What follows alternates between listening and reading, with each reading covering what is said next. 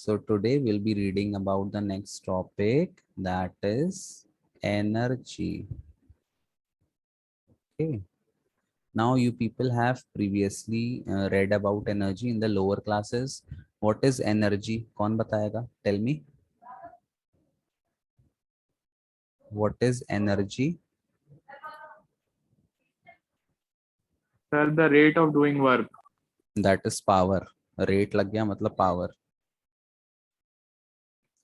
Capacity of a body to do any work is called energy. ठीक है?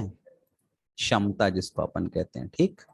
और कितनी क्षमता है वो पावर हो जाएगा, कितनी जल्दी या कितना स्लो काम कर रहा है, और बस जो क्षमता है वो एनर्जी है, ठीक। बन जाएगा सबको व्हाट इज एनर्जी? बेटा बन जाएगा। Yes, sir. So next topic is what are the types of energy? अब there are various types of energy, but अपने को जो पढ़ना है वो अपने को बेसिकली दो पढ़ना है, काइनेटिक और पोटेंशियल, ठीक है।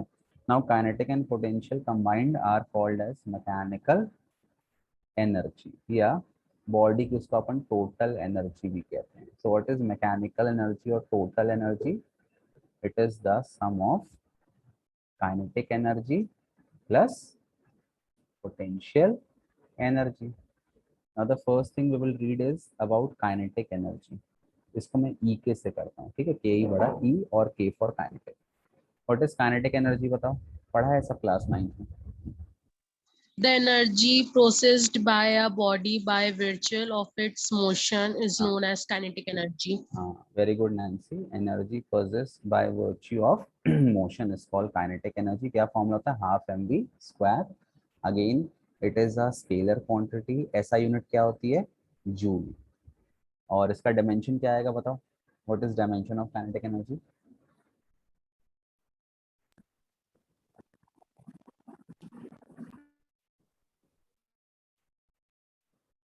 जल्दी बताओ, ऐसे तो बहुत 40 मिनट्स की क्लास है, इतना टाइम लोगे? Sir ml square t minus 2। हाँ very good Shalini, ml square t minus 2, ठीक है।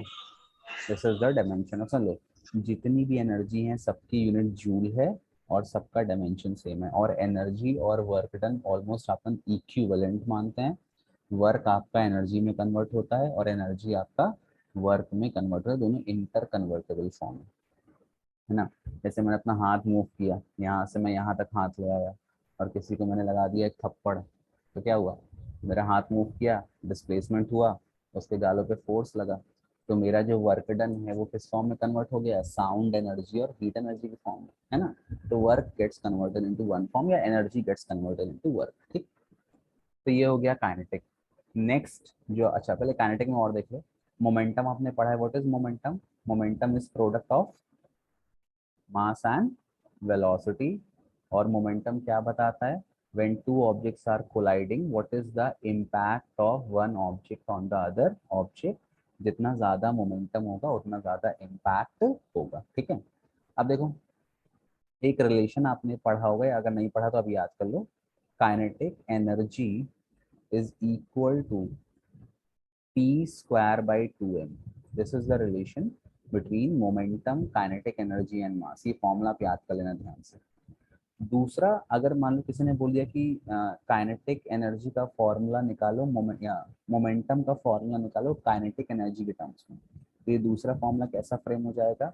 P इज इक्वल टू, ये 2m यहाँ भेज दो और स्क्वायर, तो अंडर रूट ऑफ 2m के। So these are the two formulas you have to memorize when you are doing questions related to kinetic energy and momentum, ठीक है। ये आपको याद है तो आपसे सवाल बन जाएंगे। उसके बाद ये बन जाएगा, आपसे क्वेश्चन बनेंगे इससे काइनेटिक एनर्जी और मोमेंटम वाले, किए हैं कभी पहले 9th में या कभी क्लास में? टेल मी, नहीं तो मैं क्वेश्चन करवा दूं आपको। बताओ बेटा, आया ना? करवाऊं कि नहीं?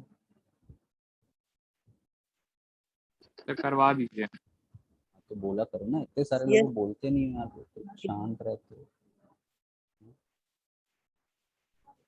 As if my voice is so soothing that तुम लोग खो जाते हो मेरी आवाज सुन के। हाँ? ऐसा कुछ नहीं है, my voice is not that soothing. अच्छा ठीक है, करवा देते हैं। देखो एक और टॉपिक पढ़ लो। जैसे मान लो ये पेन है, ये पेन इनिशियली मूव कर रहा है और इसकी काइनेटिक एनर्जी सपोज 10 जूल है। फिर मैंने इसको धक्का दे दिया, धक्का देने के बाद इसकी नई काइनेटिक एनर्जी 15 जूल हो गई। तो मैंने कितना वर्क डन किया? बताओ, how much work have I done? Initial energy 10 थी, मूव कर रहा था, मैंने धक्का दे दिया, नई एनर्जी उसकी 15 हो गई। How much work have I done? 5 joule. हाँ, कैसे निकाला? Final kinetic energy minus initial kinetic energy. तो एक आपका जो नेक्स्ट टॉपिक है वो होता है work energy theorem. Work energy theorem, and it states that work done on a moving object is equal to change in kinetic energy of object. change कैसे निकालेंगे? Final kinetic energy minus initial kinetic energy. v final velocity हो गई और u आपकी initial हो गई। सो ये भी एक फॉर्मूला है that we will use while solving numericals related to kinetic energy। ठीक है, चलो एक क्वेश्चन मैं आपको देता हूँ, ओके? आप करो और फिर बताओ कैसा है क्या है। एक 9th में भी एग्जांपल था ना, वहाँ पे वर्क एनर्जी में बड़ा सा एक बॉडी है, उसकी वेलोसिटी इतने से इतने चेंज हो रही है, किलोमीटर पर आवर में दिया था। तो वैसे ही क्वेश्चन आपको करना है, ठीक है? Wait. Let me see a good question for you.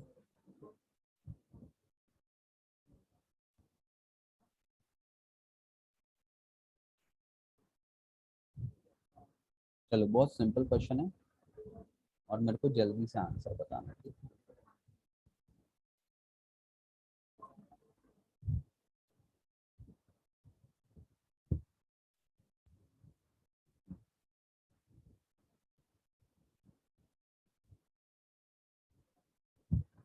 Do it. How much work is required to accelerate a 1000 kilogram car from 20 meter per second to 30 meter per second? Initial दिया है 20, final दिया है 30। आपको work निकालना है। Work किसके बराबर है? Change in kinetic energy. लगा दो ये formula, such an easy question. m/2 common ले लो तो आपका बचा v square minus, tell me the answer, कितना आएगा? Everything is given to you, कुछ कन्वर्ट भी नहीं करना।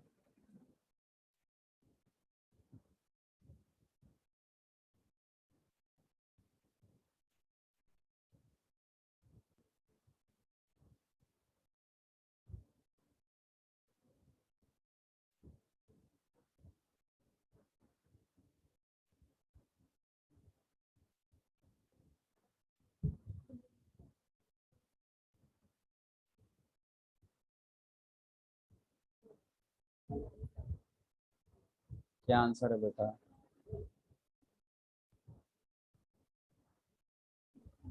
250 kilo joule. 250 kilo joule. Nancy has given the answer. Yashank and बोला किसने था? Parul.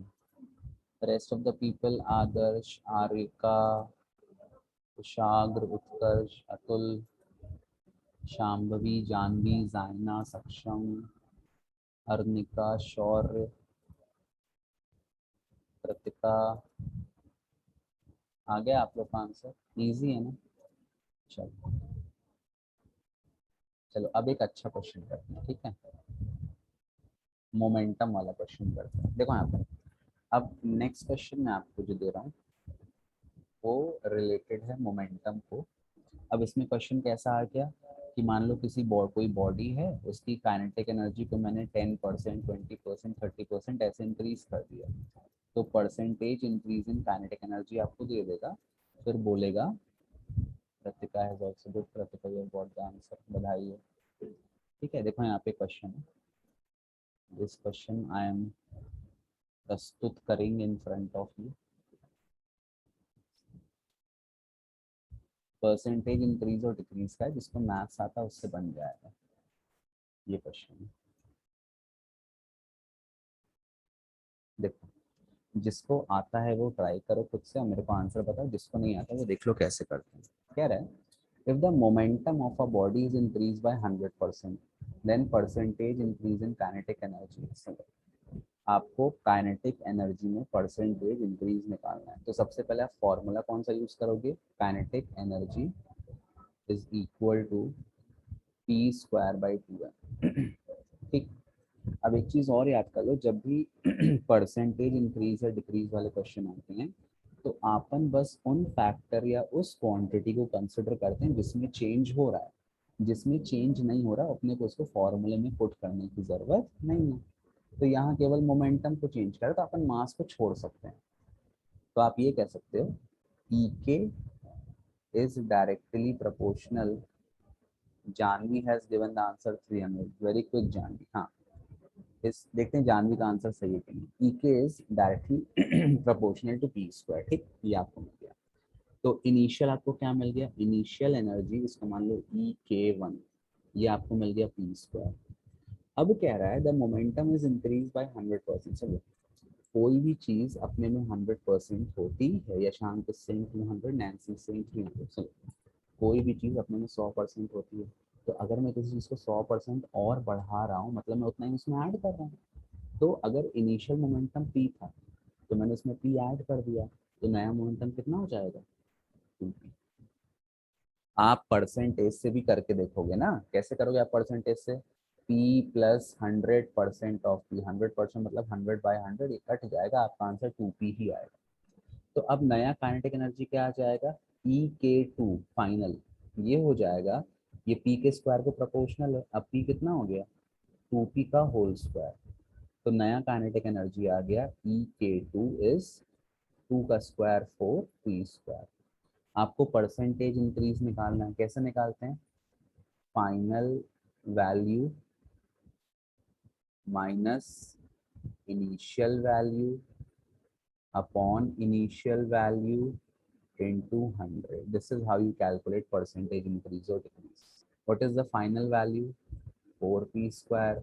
What is the initial value, p square upon initial value p square into 100. 4p square minus p square is 3p square upon p square into 100. p square will get cancelled, आपका answer आ गया 3 into 100, 300%। ठीक, कुशाग्र has got the answer, Shalini has got the answer, very good। बन जाएगा बेटा,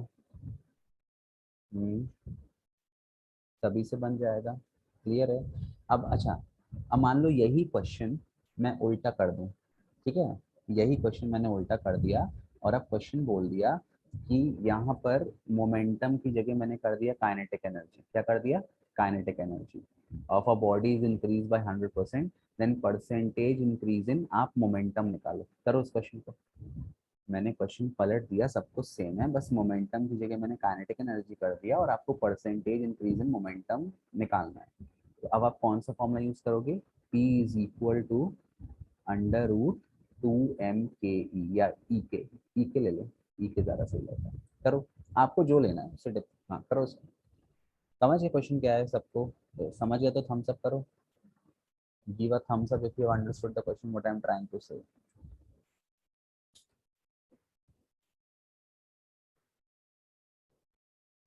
करो बेटा, answer बताओ। You have 2 minutes with you, उससे ज़्यादा time I won't be giving you.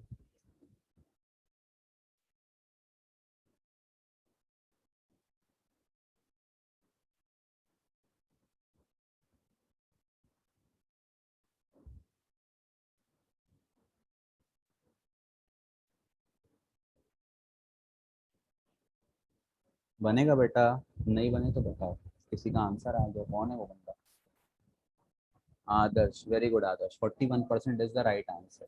और किसी का आया,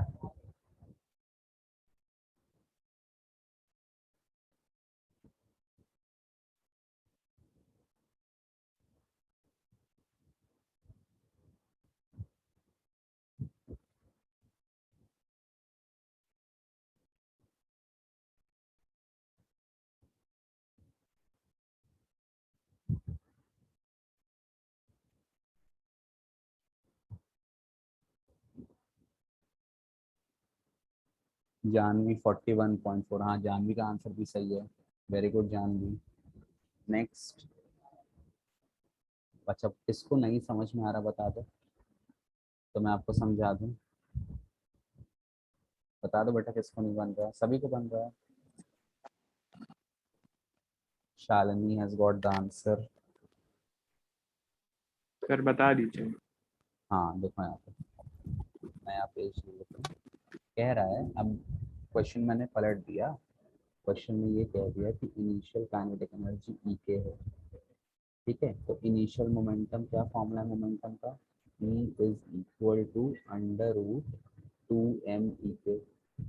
अब मैंने भी क्या बोला, जो चेंज हो रहा है बस उसको अपन कंसिडर करेंगे, तो 2m की जरूरत नहीं है। तो P कितना हो गया, अंडर रूट E के, ये इनिशियल हो गया, इसको P1 मान लो, ठीक। अब काइनेटिक एनर्जी को 100% इंक्रीज कर दिया, तो अगर इनिशियल काइनेटिक एनर्जी ई के है तो नया काइनेटिक एनर्जी कितना हो जाएगा, 2 के। अब नया मोमेंटम कितना हो जाएगा, P2 will be equal to under root 2 के।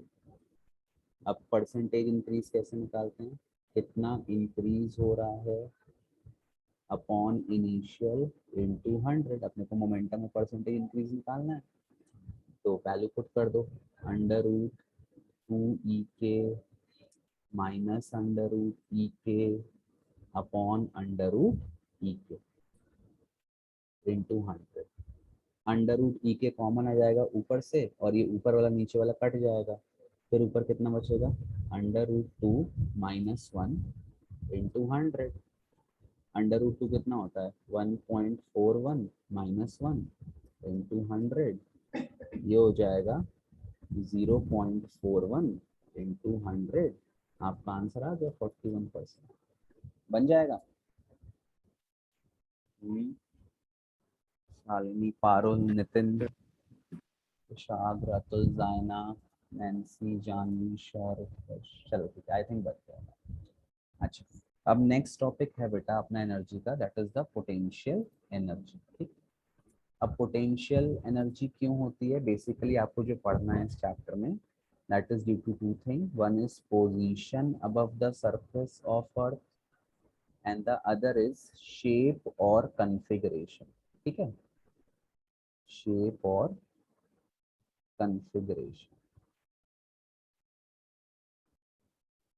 तो what is potential energy? It is energy possessed by an object by virtue of its position above the surface of earth or shape or configuration. जब अपन position की बात करेंगे तो position above the surface, ये आपने पढ़ा है क्लास 9th में, फॉर्मूला क्या होता है, फॉर्मूला पोटेंशियल का, what is the formula of potential, mgh। ठीक। अब पोटेंशियल एनर्जी भी एक स्केलर क्वांटिटी है, ऐसा यूनिट इज जूल, और इसका डायमेंशन क्या हो जाएगा, ml square t minus 2. Shalini Singh sir, in this question we can use the formula half mv square and t is equal to, उससे भी आएगा बेटा बट वो लंबा चला जाएगा, तो इसलिए आप सीधे फॉर्मूला यूज करो जो काइनेटिक एनर्जी और मोमेंटम के बीच में डेराइव किया आपने, ठीक है। अब देखो ये तो हो गया, इसको अपन बोलते हैं ग्रेविटी,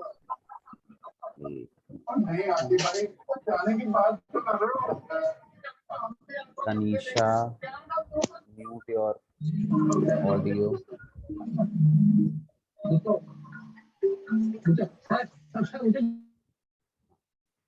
सो इसको अपन बोलते हैं gravitational potential energy, why, because it is present due to force of gravitation. Next अपने को जो पढ़ना है पोटेंशियल एनर्जी, जो आपने क्लास 9th में नहीं पढ़ा था, वो है elastic potential energy.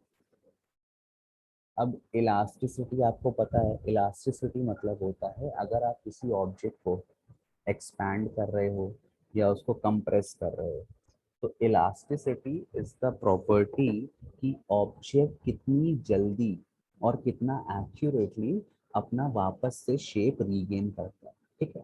So that is elasticity, but you have to read elastic potential energy. अब देखो यहाँ पे, जैसे मान लो ये एक फिक्स सपोर्ट है, यहाँ पे एक स्प्रिंग या स्प्रिंग आपकी लगी है।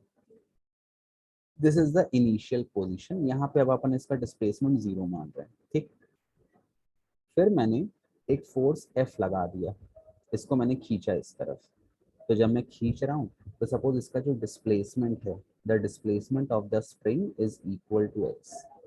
तो मैंने क्या किया, मैंने फोर्स लगाया और स्प्रिंग में डिस्प्लेसमेंट हो गया, मतलब मैंने क्या कर दिया, मैंने वर्क डन कर दिया, है ना। I have done work done. If I have done work done, तो आपको क्या पता है, जो भी वर्क डन होता है वो ऑब्जेक्ट में स्टोर हो जाता है। जैसे इस वाले केस में ये पहले ऑब्जेक्ट धरती पे था, फिर मैं उसको उठा के ऊपर ले गया, उठा के ऊपर ले गया तो मैंने क्या किया, मैंने फोर्स लगाया ऊपर की तरफ और डिस्प्लेसमेंट भी ऊपर की तरफ हुआ, तो मैंने वर्क डन किया और ये वर्क डन बॉडी में स्टोर हो गया पोटेंशियल एनर्जी के फॉर्म में।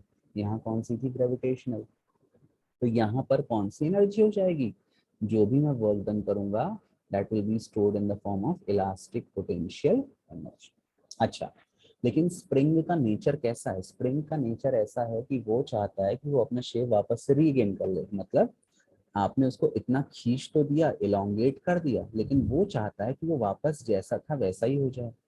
तो उसके लिए वो क्या करेगा, स्प्रिंग के अंदर जनरेट होता है एक फोर्स जिसको अपन बोलते हैं generally restoring force. Restoring force मतलब जो उसको वापस से वैसा करना चाहता है। और रीस्टोरिंग फोर्स का दूसरा नाम है स्प्रिंग फोर्स। कौन सा फोर्स, स्प्रिंग फोर्स, ठीक। और फिर ये पाया गया कि जो स्प्रिंग फोर्स होता है, देखो सिंपल सी बात है, अगर एक रबर है मैं उसको कम खींचूं और एक रबर को मैं बहुत ज्यादा खींचूं, तो किसमें ज्यादा रीस्टोरिंग फोर्स प्रोड्यूस होगा, जिसको कम खींचा या जिसको ज्यादा खींचा, टेल मी। अनम्यूट कर दिया मैंने। अगर एक रबर है, एक को मैंने कम खींचा और एक को मैंने बहुत ज्यादा खींचा, किसमें ज्यादा रीस्टोरिंग फोर्स प्रोड्यूस होगा, फिर जिसको आपने ज्यादा खींचा है। ज्यादा खींचा। तो ज्यादा खींचा मतलब क्या, उसमें इलोंगेशन ज्यादा हो रहा है। इसका मतलब ये हुआ कि जो रीस्टोरिंग फोर्स है या जो स्प्रिंग फोर्स है वो डायरेक्टली किसको प्रोपोर्शनल होता है, displacement of the there displacement या extension produced in the spring. जितना ज्यादा आप इलोंगेट करोगे या जितना ज्यादा आप कंप्रेस करोगे उतना ज्यादा आपका रीस्टोरिंग फोर्स या स्प्रिंग फोर्स आएगा। अब जब ये प्रोपोर्शनैलिटी कांस्टेंट हटता है तो यहाँ पे एक कांस्टेंट लग जाता है जिसको अपन बोलते हैं स्मॉल के, एंड के इज कॉल्ड स्प्रिंग कांस्टेंट। के इज कॉल्ड स्प्रिंग कांस्टेंट। तो के की वैल्यू कितनी हो जाएगी, के हो जाएगा restoring force per unit extension और कंप्रेशन, ठीक है। के की यूनिट क्या हो जाएगी, न्यूटन पर मीटर। अब स्प्रिंग कांस्टेंट क्या बताता है, अगर स्प्रिंग कांस्टेंट की वैल्यू बड़ी है मतलब बहुत ज़्यादा रीस्टोरिंग फोर्स लगेगा, रीस्टोरिंग फोर्स ज़्यादा लग रहा है मतलब स्प्रिंग जल्दी से और एक्यूरेटली अपने शेप में वापस आएगी, इसका मतलब उसकी इलास्टिसिटी ज़्यादा है। और अगर किसी स्प्रिंग का स्प्रिंग कांस्टेंट छोटा है मतलब उसमें रीस्टोरिंग फोर्स कम लगेगा, रीस्टोरिंग फोर्स कम लग रहा है मतलब जल्दी से अपना शेप वापस से रीगेन नहीं करेगी, मतलब उसकी इलास्टिसिटी कम है। क्लियर है चीज,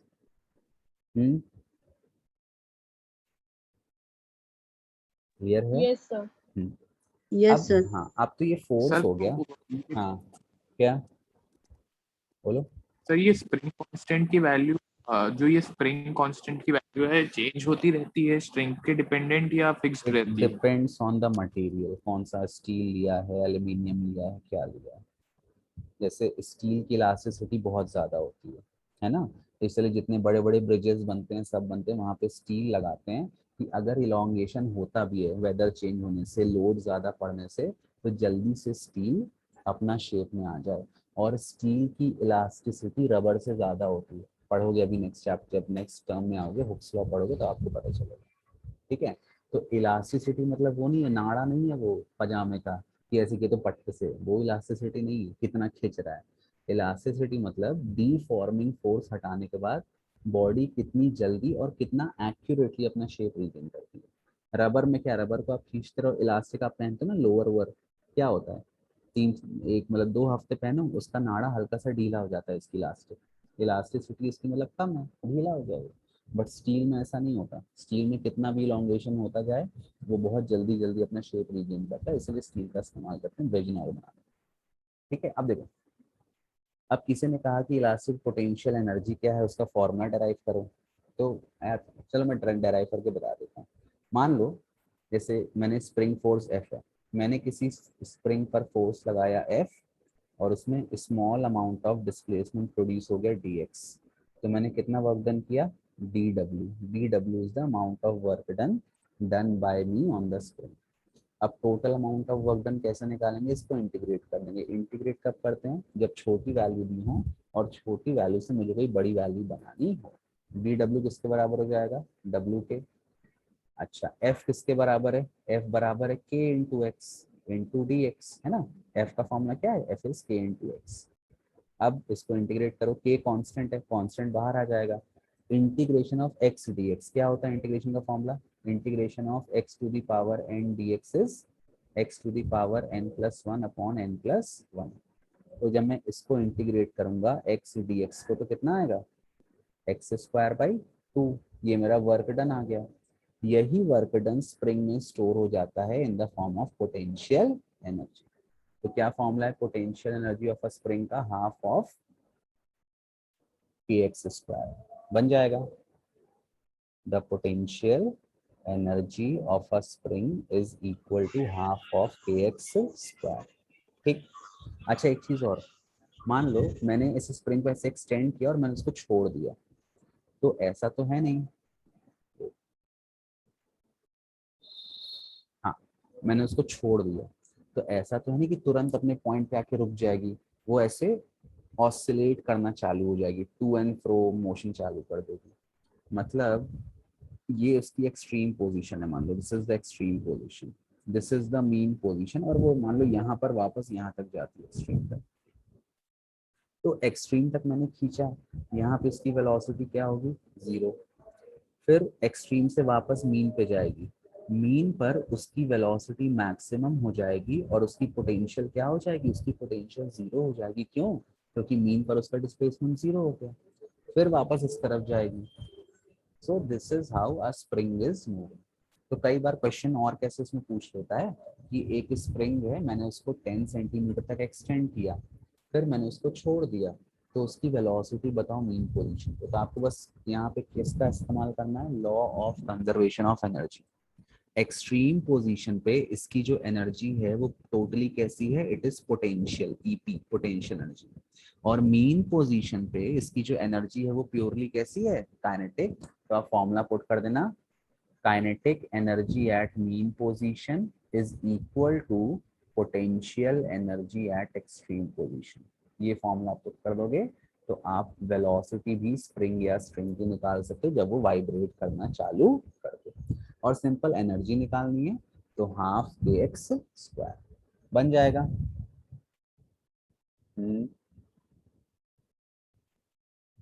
बनेगा। Yes sir. हाँ, अब सुनो, अब इसके बाद एक टॉपिक और पढ़ लेते हैं, इसने चैट किया। यस सर, एक टॉपिक और पढ़ लेते हैं। दो प्रकार के फोर्स होते हैं, एक होता है कंजर्वेटिव और एक होता है नॉन कंजर्वेटिव। दो प्रकार के फोर्स होते हैं। सुनो, conservative force are those forces in which the work done on the object is only dependent on the initial position and the final position of object। work done path पर depend नहीं करता।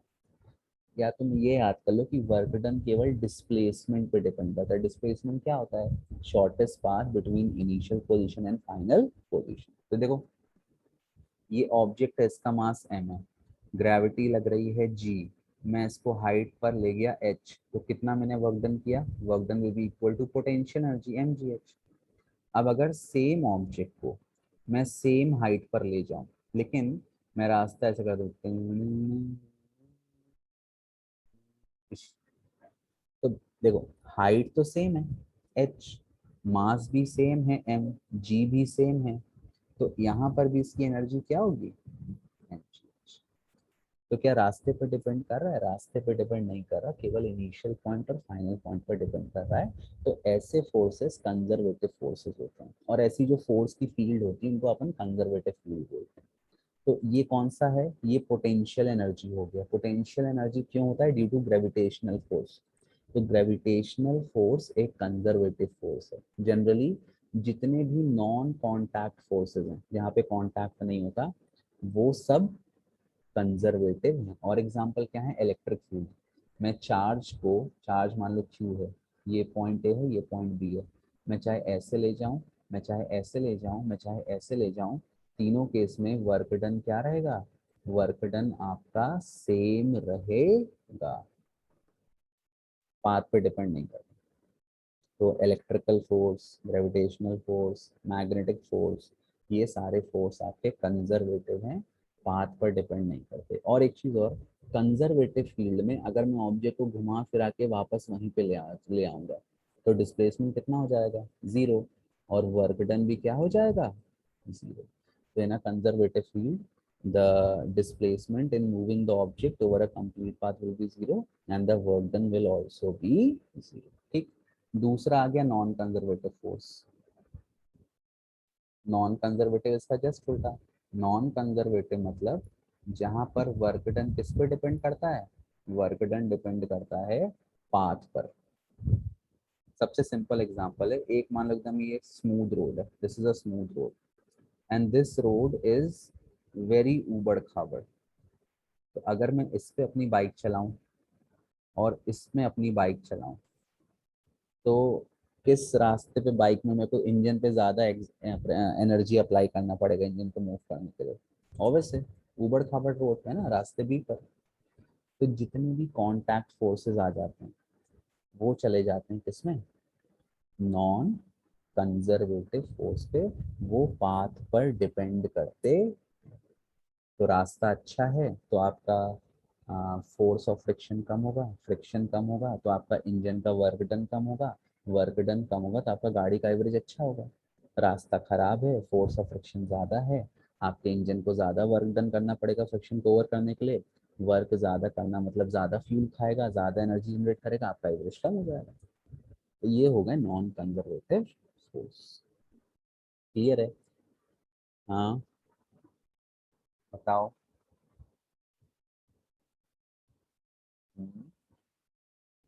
Clear है बेटा? Are you people there? Yes, sir. Only Kushal to Yes, get sir. clear. Yes, sir. Okay. So now we have done conservative and non-conservative. Next thing that we'll be doing is numerical related to elastic potential energy. लेकिन अब उसके लिए time कम बचा है, चलो एक दो question कर लेते हैं। एक क्वेश्चन कर लेते हैं, वन क्वेश्चन। ये आप खुद करेंगे, ठीक है?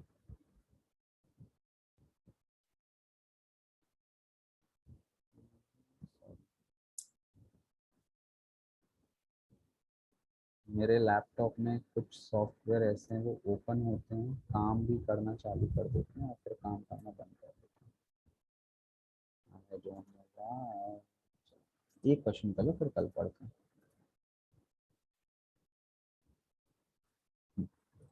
A spring 40 mm long is stretched by application of force. If 10 Newton force is required to stretch the spring by 1 millimeter, then work done in stretching the spring through 40 millimeter is। सुनो, अभी इस वाली length से कोई मतलब नहीं, ध्यान रखना। रीस्टोरिंग फोर्स क्या होता है? Force F is equal to K X. तो ये जो x है ये इलोंगेशन है, ये स्ट्रिंग की लेंथ नहीं है, ध्यान रखना है चीज। तो फोर्स कितना दे दिया? 10 न्यूटन। चलो करो, ट्राई करो। ये देखो सवाल कैसे करोगे, पहले स्प्रिंग कांस्टेंट निकालो इस रिलेशन का यूज करके। अच्छा मिलीमीटर में है तो किस में कन्वर्ट करोगे? मीटर में। 1 मिलीमीटर कितना होता है? 10 to the power minus metre.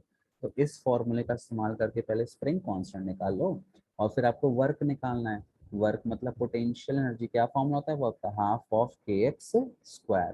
के की वैल्यू आप यहाँ से निकाल लिया आपने, एक्स अब बाद में कितना दे दिया 40 mm, तो यहाँ 40 पुट कर देना कन्वर्ट करके मीटर में, आ जाएगा आपका आंसर। करो, ट्राई करो। पहले आप के निकालो, किसी ने आंसर दे दिया। Who is that girl? Nancy Agarwal has given the answer 8 Joule. So quick, Nancy. You are like the flash.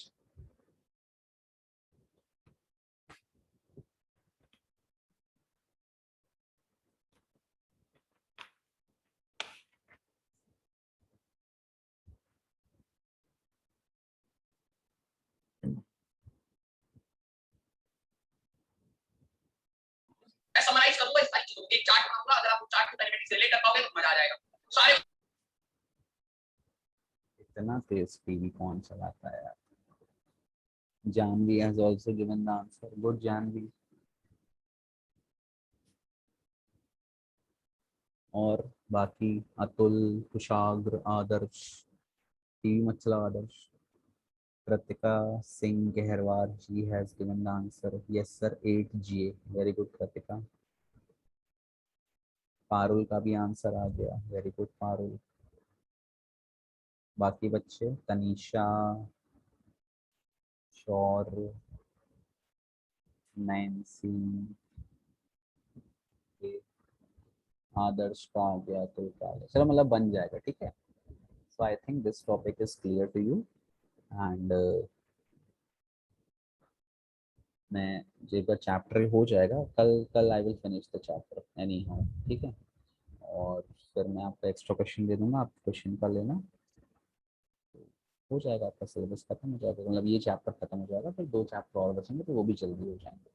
मतलब अक्टूबर फर्स्ट वीक में we will try to finish the syllabus, ताकि आपको आराम से 20-25 दिन मिल जाए रिवीजन के लिए, ठीक है। ओके, चलो, Shalini has got the answer. चलो ठीक है बेटा ना, फिर दैट्स ऑल फॉर टुडे।